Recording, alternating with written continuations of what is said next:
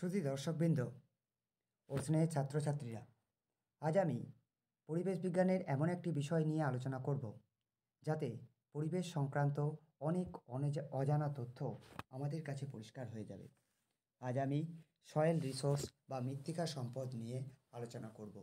সাথে সাথে আমরা কিছু গুরুত্বপূর্ণ সংক্ষিপ্ত প্রশ্ন নিয়েও আলোচনা করব। ইংরাজি এবং বাংলা উভয় ভাষাতেই আমি আজকের বিষয়টি তুলে ধরার চেষ্টা করব। এখানে মৃত্তিকা সম্পদ সংক্রান্ত 30টি অতি সংক্ষিপ্ত প্রশ্নোত্তর আমরা তুলে ধরেছি। আমরা পরবর্তী পার্টগুলোতে আরও গুরুত্বপূর্ণ প্রশ্নগুলিকে তুলে ধরার চেষ্টা করব। তার প্রথমেই আমরা জেনে নেব মৃত্তিকা সংক্রান্ত কিছু কি note. Soil is considered as the resource because it is use to satisfy our need. সম্পদ বলা হয় কেন মৃত্তিকাকে? কারণ এটা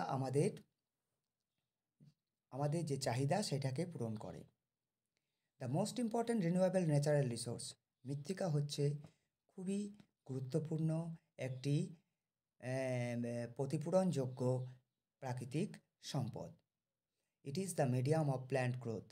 এটা উদ্ভিদের বৃদ্ধির একটা মাধ্যম। It support different types of living organism on the earth.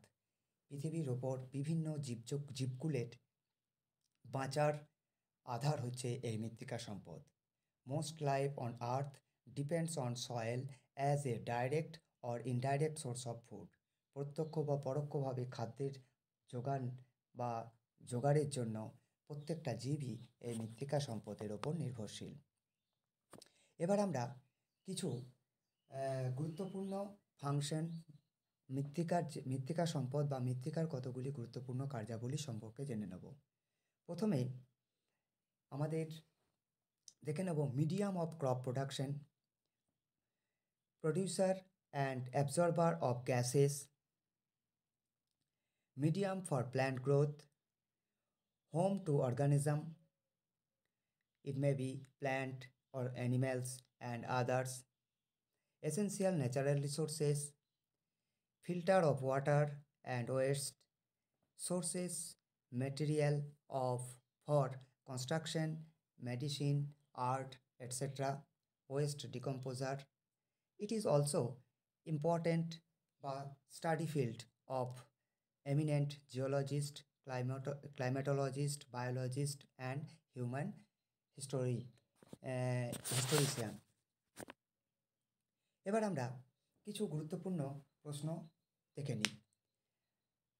Indian council of agricultural রিসার্চের মতে ভারতবর্ষে কতগুলি মৃত্তিকা রয়েছে? তাদের মতে 8টি গুরুত্বপূর্ণ মৃত্তিকা রয়েছে। Which soil is said to B the most productive soil in India? এখানে অ্যালুভিয়াল সয়েলকে সবচেয়ে গুরুত্বপূর্ণ বা সবচেয়ে উৎপাদনশীল মৃত্তিকা সম্পদ হিসেবে বিবেচনা করা হয়। Which of the following soil is very hard to cultivate? এক্ষেত্রে স্যান্ডি সয়েল হচ্ছে ভ্যারি হার্ড টু কাল্টিভেট। এবার আমরা সয়েল ফর্মিং ফ্যাক্টরসগুলো সম্পর্কে জেনে নেব। প্রথমেই আছে লিভিং অর্গানিজম অর্থাৎ plant and animal, topography, parent material, climate এবং টাইম। এই 5টি গুরুত্বপূর্ণ উপাদানের সংমিশ্রণে কিন্তু মাটি গঠিত হয়। Which of the following helps to soil formation? এক্ষেত্রে ব্রেকিং ডাউন অফ রক, শিলার ভগ্নীকরণ না হলে সেখান থেকে মৃত্তিকা সৃষ্টি হবে না। তাই যে অপশনগুলো দেওয়া আছে তার মধ্যে ব্রেকিং ডাউন অফ রক হবে উত্তর। The scientific study of soil in their natural environment is called pedology, উত্তর C. Which of the following soil is mostly suited for the cultivation of cotton and sugar cane? এক্ষেত্রে আমাদের black soil বা রেগুড soil হচ্ছে তুলো এবং আখ উৎপাদনের ক্ষেত্রে আদর্শ মৃত্তিকা। এবার আমরা জেনে নেব major soil types of India. এখানে এই ম্যাপের মাধ্যমে আমরা দেখানোর চেষ্টা করেছি যে medium black soil, desert and arid soil, mixed red and black soil, shallow black soil, alluvial soil, deep black soil, peaty and marshy soil, laterite and lateritic soil, saline and alkaline soil, coastal alluvial soil, deltic alluvial soil, red soil, alluvial soil, Terai soil, forest and mountain soil ইত্যাদি ভারতবর্ষের আমাদের কয়েকটি গুরুত্বপূর্ণ মৃত্তিকা আমাদেরকে এই ম্যাপের মাধ্যমে জানলাম। এরপর আমরা আবার চলে আসি কতগুলি এমসিকিউ প্রশ্নে। Making two steps on the slope is known as, উত্তর বি, ট্রেস, অর্থাৎ ধাপ করে কোনো ঢাল বরাবর ধাপ কাটাকে বলা যায় terracing. What is the diameter for the fine sand? এখানে আমরা একটা চার্টের মাধ্যমে দেখেছি clay, silt, fine sand, coarse sand, তাদের প্রত্যেকে ডায়ামিটার দেওয়া আছে। সেক্ষেত্রে আমাদের উত্তর এ, অর্থাৎ আমরা এখানে উত্তরটা জানতে চাইছিলাম ফাইন স্যান্ডের ডায়ামিটার কত। এখানে উত্তর এ 0.02 থেকে 0.2 মিলিমিটার। এরপর আমরা কতগুলো মৃত্তিকা গঠনকারী উপাদানের দিকে নজর রাখব।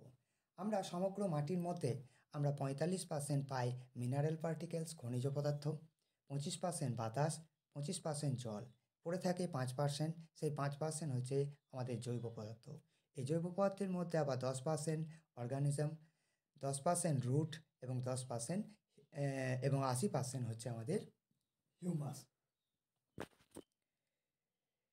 আবার প্রশ্ন, carbon contained in organic matter ranges between, উত্তর 50 থেকে 58। মাটির মধ্যে অর্গ্যানিক ম্যাটারের মধ্যে কোনো জৈব পদার্থের মধ্যে কার্বন থাকে 50 থেকে 58%। O horizon is absent in which soil? এখানে অ্যারাবেল সয়েলের মধ্যে আমাদের ও হরাইজনটি থাকে না। Which of the following state has been declined as the India's first state to have adopted organic farming? উত্তর সিকিম। সিকিম হচ্ছে আমাদের প্রথমে অর্গ্যানিক ফার্মিং প্রথম গ্রহণ করেছে এবং যথেষ্ট সফলতার সঙ্গে এই রাজ্যটি কেমিক্যাল ফার্টিলাইজার পরিবর্তে অর্গ্যানিক ফার্টিলাইজার ব্যবহার করে সফলতা পেয়েছে। এরপর আমরা অর্গ্যানিক ফার্মিং ইন ইন্ডিয়া ম্যাপটা দেখার চেষ্টা করলাম। এখানে আমরা প্রত্যেকেরই আমরা পার্সেন্টেজ দেওয়া আছে নিচের যে স্কেল, সেক্ষেত্রে আমরা দেখতে পাচ্ছি একমাত্র সিকিমেই 100% আমাদের সফলতা এসেছে। বাকি প্রত্যেকটা রাজ্যেই আমাদের পার্সেন্ট দেওয়া আছে। রাজস্থান 2, গুজরাট 1, আমাদের পশ্চিমবঙ্গে হচ্ছে 0.2, অরুণাচল প্রদেশে 9.8। এরকমভাবেই প্রত্যেকটা রাজ্যের কত পার্সেন্ট সফলতা এসেছে সেটা আমরা এই ম্যাপের মাধ্যমে তুলে ধরার চেষ্টা করেছি। এরপর organic matter content of Indian soil is generally, আমাদের ভারতীয় মৃত্তিকায় সাধারণত অর্গ্যানিক ম্যাটার থাকে কত? Less than 0.5%। Soil is regarded as the resource because, মৃত্তিকাকে সম্পদ বলা হয় কারণ কি না, এখানে কারণ কি ইট হ্যাজ ফাংশনাবিলিটি, এর কার্যক্ষমতা আছে, আমাদের চাহিদা পূরণ করে, আমাদের এর একটা গ্রহণযোগ্যতা আছে, এবং তাই আমাদের এখানে উত্তর হবে সবকটি, অর্থাৎ option D. Which is the top most Horizon of the soil profile? এক্ষেত্রে টপ মোস্ট হরাইজন হচ্ছে একটা আদর্শ মৃত্তিকা প্রোফাইলের সবচেয়ে উপরের স্তরটিকে বলা হচ্ছে ও লেয়ার। এবার আমরা মৃত্তিকা ক্ষয়ের কিছু বৃষ্টির দ্বারা মৃত্তিকা ক্ষয়ের কিছু পদ্ধতির আমরা জানব। এখানে দেখছি সিট ক্ষয়, রিল ক্ষয়, গালি ক্ষয় এবং প্রত্যেকটা ডায়াগ্রামের মাধ্যমে তুলে ধরা হয়েছে। সিট মানে হচ্ছে চাদরের মতো মৃত্তিকা যখন ওপরে ঢালবে, ওপর থেকে ঢালবে নিচের দিকে নামে, সিট ক্ষয় বলছে। রিল হচ্ছে ছোট ছোট গলির মতো এবং অনেকগুলি ছোট সরু নালি যখন বড় হয়ে মিলিত হয় তখন সেটা গালি সৃষ্টি করে। এইভাবে মৃত্তিকা ওপর থেকে নিচের দিকে নেমে এসে মৃত্তিকা ক্ষয় হয়ে থাকে। The water holding capacity of different types of soil decreases in the order of, দেখো এখানে উত্তর হবে মৃত্তিকা, প্রথমে আছে কাদামাটি, তারপর পলিমাটি, তারপর বালি। এইভাবে কিন্তু আমরা ওয়াটার হোল্ডিং ক্যাপাসিটি, অর্থাৎ প্রত্যেক সব মাটির কিন্তু জল ধারণ ক্ষমতা সমান নয়। এখানে সবচেয়ে কাদামাটির বেশি, তারপর পলিমাটি, তারপর আমাদের sand. In India the maximum area covered by the alluvial soil, আমাদের ভারতবর্ষের সবচেয়ে ম্যাক্সিমাম এরিয়াটা আমাদের অ্যালুভিয়াল সয়েল দ্বারা আবৃত রয়েছে। Khadar and bhangar belong to which soil? এটাও অ্যালুভিয়াল সয়েলের অন্তর্গত। খাদার ভাঙর পুরনো পলিমৃত্তিকা, নবীন পলিমৃত্তিকা। এরপর আমরা ডিস্ট্রিবিউশন অফ ইন্ডিয়ান সয়েল, আমাদের ভারতবর্ষের মৃত্তিকার বন্টন সম্পর্কে জানবো এই চার্টের মাধ্যমে। দেখা যাচ্ছে স্যালাইন ও অ্যালকালাইন হচ্ছে 1.29%, হ্যাঁ, পিটি অ্যান্ড মার্সি সয়েল হচ্ছে 2.17%, ল্যাটেরাইট সয়েল হচ্ছে 2.62%, অ্যারিড অ্যান্ড ডেজার্ট সয়েল হচ্ছে 6.13%, forest and mountain soil 7.94%, alluvial soil 22.16%, and red soil 28%, black soil 29.69%। এখানে ব্ল্যাক সয়েল, অ্যালুভিয়াল সয়েল এবং রেড সয়েল আমাদের ম্যাক্সিমাম, বাকিগুলো হচ্ছে অল্প অল্প করে থাকে। Which of the following is known as the self plough?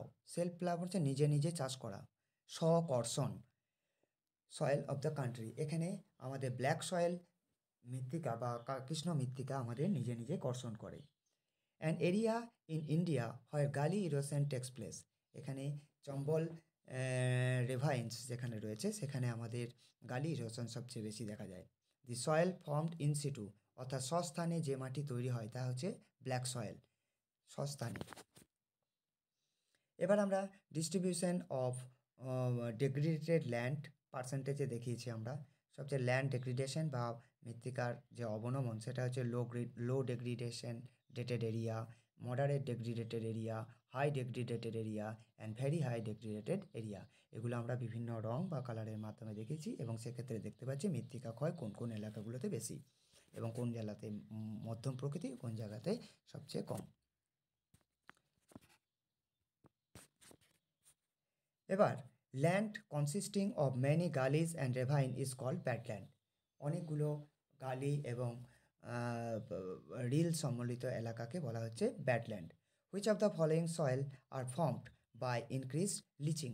Lynching প্রক্রিয়ার দ্বারা সবচেয়ে গঠিত হয় যে আমাদের ল্যাটেরাইট মাটি। What is the arrangement of soil in different layers or horizon is known as? বিভিন্ন প্রকার স্তর উপস্তর সমন্বিত সজ্জিতকরণের ফলে সৃষ্টি হয় সয়েল প্রোফাইল বা মৃত্তিকা পরিলেখ। এখানে আমরা এটা হচ্ছে মৃত্তিকা পরিলেখ, আমরা দেখতে পাচ্ছি ও, এ, বি, সি, আর বা ডি এরকম বিভিন্ন রকম মৃত্তিকা স্তর থাকে। এই হরাইজনগুলো পরপর সজ্জিত হয়ে মৃত্তিকা প্রোফাইল গঠন করে। The principal causes of soil damage in Punjab and Haryana. এক্ষেত্রে আমরা স্যালিনিটি এবং ওয়াটার লগিং, এই কারণটি হচ্ছে পাঞ্জাব এবং হরিয়ানা মৃত্তিকার যে ক্ষতি হয়েছে, ক্ষতি সাধন হয়েছে তার মূল কারণ। The transfer of mineral from top soil to subsoil through soil water is called, এটাকে বলা হচ্ছে লিচিং প্রক্রিয়া। Under which climatic condition do the laterite soil develop? কোন জলবায়ু অঞ্চলে ল্যাটেরাইট মৃত্তিকা গড়ে ওঠে? এখানে ওয়েট ট্রপিক্যাল ক্লাইমেট অঞ্চলে বা আর্দ্র ট্রপিক্যাল অঞ্চলে গড়ে ওঠে। এখানে সয়েল কনজারভেশনের বিভিন্ন পদ্ধতিগুলো দেখানো আছে। এখানে আছে ওয়াটার ম্যানেজমেন্ট করতে হবে, হ্যাঁ, শেপিং, প্লাউইং অর্থাৎ কর্ষণের ক্ষেত্রে আমাদের শেপ যে পদ্ধতি সেটাকে অবলম্বন করতে হবে, ট্রেসিং ধাপ কাটতে হবে, স্ট্রিপ ক্রপিং করতে হবে, হ্যাঁ, ফ্লাওয়ারিং করতে হবে, কভার ক্রপিং করতে হবে, ক্রপ রোটেশন শস্যাবর্তন করতে হবে, ক্রপ ডাইভার্সিফিকেশন শস্য চাষের মধ্যে বৈচিত্র্য আনতে হবে। এই পদ্ধতিগুলো অবলম্বন করলে আমরা মৃত্তিকার সংরক্ষণ করতে পারবো। The land become unfit for cultivation and is called badland. আর আমরা আগেই বলেছি যদি চাষের অনুপযুক্ত হয়ে যায় কোনো মৃত্তিকা তাকে ব্যাডল্যান্ড বলে আখ্যায়িত করা হয়। The running water cuts through the clay soil and makes deep channel, this is called gully erosion. Organizing is